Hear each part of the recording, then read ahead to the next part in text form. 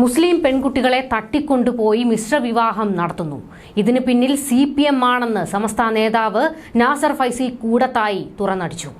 ചിലരെ പ്രീണിപ്പിക്കാൻ അവരുടെ മൂട് താങ്ങി നടന്ന CPMന് ഇതിലും വലിയ അടി ഇനി കിട്ടാനില്ല.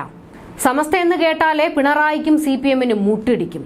വോട്ട് ബാങ്ക് നിലനിർത്താൻ സമസ്തയുടെ താളത്തിന് തുള്ളിയ CPMന് നാസറിന്റെ പ്രസ്താവനയ്ക്ക് മറുപടി പറയാൻ നട്ടലുണ്ടോ?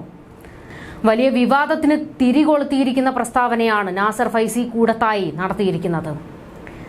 CPMന് പിന്നെ നട്ടലില്ലാത്തത് കൊണ്ട് ഇതൊന്നും ഏൽക്കൂല. മുസ്ലിം പെൺകുട്ടികളെ തട്ടിക്കൊണ്ടുപോയി മിശ്രവിവാഹം നടത്തുന്നുവെന്നാണ് നാസർ ഫൈസിയുടെ ആരോപണം. മിശ്രവിവാഹത്തിന് പിന്നിൽ CPMഉം DYFI ആണെന്നും നാസർ ഫൈസി ആരോപിച്ചു. മുസ്ലിം പെൺകുട്ടികളെ തട്ടിക്കൊണ്ടുപോയി മിശ്രവിവാഹം നടത്തുകയാണ്. ഹിന്ദു മുസ്ലിമിനെ വിവാഹം കഴിച്ചാൽ അത് മതേതരത്വമാണെന്നാണ് ചിലർ പറയുന്നത്. മഹല്ലുകൾ ജാഗ്രത പുലർത്തണമെന്നും SYS സംസ്ഥാന സെക്രട്ടറി കൂടിയായ നാസർ ഫൈസി കൂടത്തായി പറഞ്ഞു. കോഴിക്കോട് കൊയിലാണ്ടിയിൽ നടന്ന സുന്നി മഹല്ല് ഫെഡറേഷന്റെ ജില്ലാ സംഗമവേദിയിൽ സംസാരിച്ചപ്പോഴാണ് നാസർ വലിയ കേമത്തിൽ ഈ മണ്ടത്തരം എഴുന്നള്ളിച്ചത്.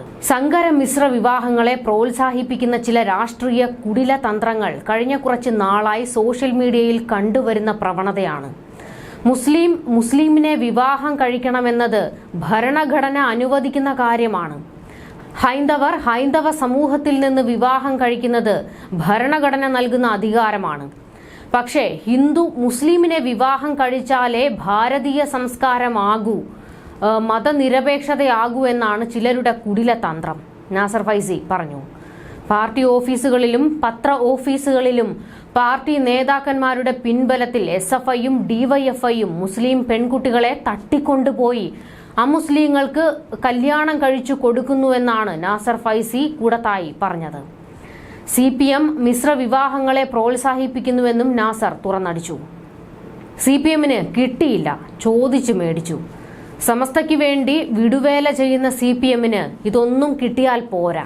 പിന്നെ നാസർ ഫൈസി കൂടത്തായി പറഞ്ഞതുപോലെ ഹിന്ദുവിനെ കല്യാണം കഴിക്കണം, മുസ്ലിമിനെ കല്യാണം കഴിക്കണമെന്ന് ഭരണഘടനയിൽ എവിടെയാണ് പറഞ്ഞിരിക്കുന്നതെന്ന് മനസ്സിലാകുന്നില്ല.